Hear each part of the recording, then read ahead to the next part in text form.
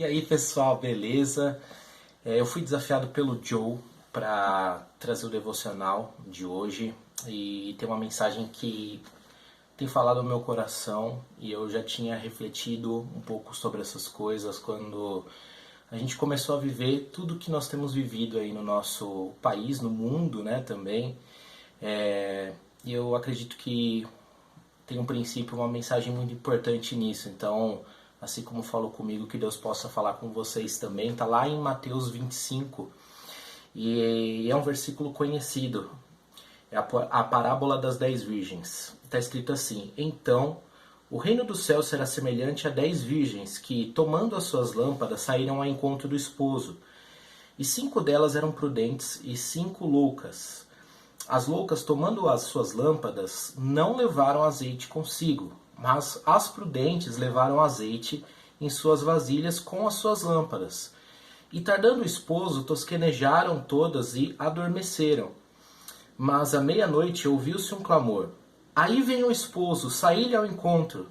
Então todas aquelas virgens se levantaram e prepararam as suas lâmpadas. E as loucas disseram às prudentes: Dai-nos do vosso azeite, porque as nossas lâmpadas se apagam. Mas as prudentes responderam dizendo: Não seja o caso que nos falte a nós e a vós. Ide antes aos que o vendem e comprai-o para vós.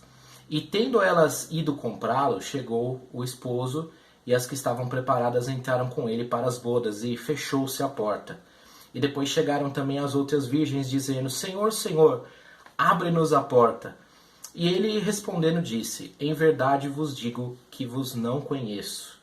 Vigiai, pois, porque não sabei o dia nem a hora em que o Filho do Homem há de vir. Se a gente só lesse, isso já seria uma baita lição, né? Já tem muito ensinamento aqui. Mas o que me fez pensar com toda essa situação do coronavírus, de ser uma pandemia, de ter toda essa proporção que está tendo, é que isso mexeu com a estrutura, mexeu com a forma como nós estamos vivendo.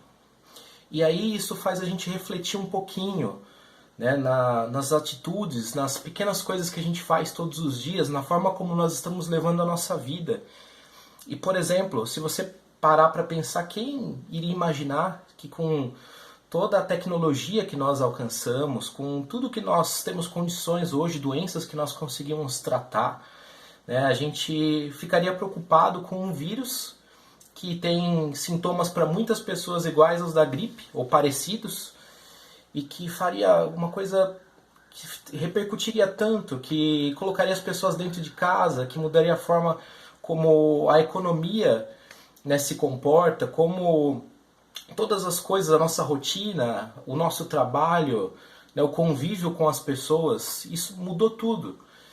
E aí eu vi uma notícia há algumas semanas, alguns dias, e vi algumas pessoas até comentando, achando engraçado e tudo mais. Mas quando a gente para pensar, é uma coisa muito séria, de como os divórcios na China aumentaram. E a gente sabe que diante da pandemia as pessoas têm que ficar em casa com as suas famílias, não é para ter contato com outras pessoas, mas com a família você está dentro de casa, geralmente é muito difícil de você não ter convívio. Né? Quantos casais não conseguiram ficar perto e com isso acabaram o seu relacionamento, tiveram discussões, enfim. Será que isso não vem mostrar o quanto que às vezes a correria do nosso dia a dia, a vida que nós estamos levando, às vezes nós não percebemos as coisas que estão acontecendo?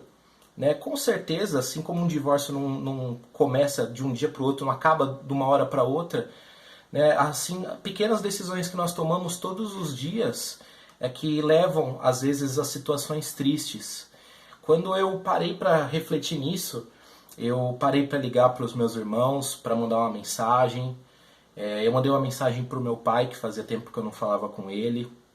E eu parei e pensei assim, olha, às vezes precisa acontecer alguma coisa que modifique a forma como a gente está vivendo. Às vezes situações que nem sempre são tão boas. Porque se a gente parar para pensar aqui nessa situação em que aquelas 10 virgens estavam vivendo, 5 eram prudentes, 5. E elas estavam ali prontas para que quando realmente viesse o que importava, que era a vinda do noivo, elas estivessem preparadas e estivessem aptas para entrar com o noivo. Nós não podemos esquecer das coisas que são o nosso foco, daquilo que é principal. Primeiro de tudo, nossa vida com Deus. Porque talvez, muitas vezes a gente estava falando que não tinha tempo para as coisas de Deus. Mas será que agora que nós estamos em casa, por exemplo, que você não precisa mais talvez acordar e pegar um ônibus para ir para o seu trabalho, você está aproveitando esse tempo para buscar Deus? Eu estou aproveitando esse tempo para buscar Deus? Olha como às vezes quem coloca os limites somos nós. E vai chegar um momento em que o noivo ele vai chegar. Só que só poderá estar com ele quem estiver preparado.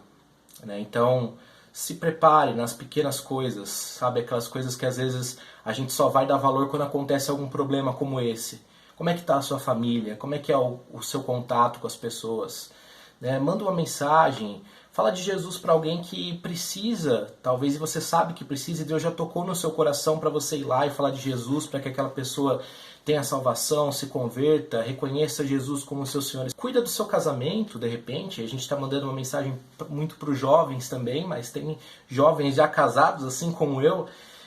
Cuide do seu relacionamento com seus pais. Às vezes tem pessoas aí que você deixou de falar já faz um tempo, às vezes por alguma briga, alguma coisa, sabe? Só que num piscar de olhos o noivo pode vir.